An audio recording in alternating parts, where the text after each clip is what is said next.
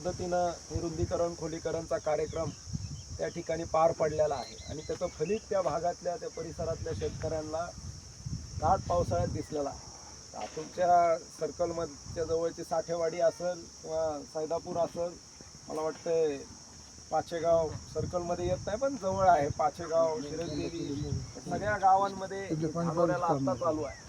म्हणून जवळपास 30 ते 35 गावात आतापर्यंत रुंदीकरण खोलीकरणचा कार्यक्रम पार पडलेला आहे. आणि मी तुम्हाला एवढीच विनंती करणार आहे, आज जरी तुमचे कदाचित कुणाच्या शेतातली थोडी 1-2 फूट पुढं मागं होत असलं, पण उद्या तिथं पाणी जर आलं तर मी तुम्हाला खात्रीपूर्वक सांगतो, तुमच्या जागेची किंमत आणि महत्त्व हे 100% वाढेल. पाण्याशिवाय काही पर्याय नाही. कायम दुष्काळीत आपला भाग असल्यामुळं दोन्ही नद्यांपासून थोडं अंतरावरच आहेत तुमचं गाव. एक तर खूपच लांब आहे आणि एक मध्ये पाणी जास्त टिकत नाही. भविष्यात तेही आपले 6-7 बॅरेजेस एकदा कंप्लीट झाले. आता मला वाटतं टाकळगावचं काम या पावसाळ्याच्या आधी चालू होणार आहे.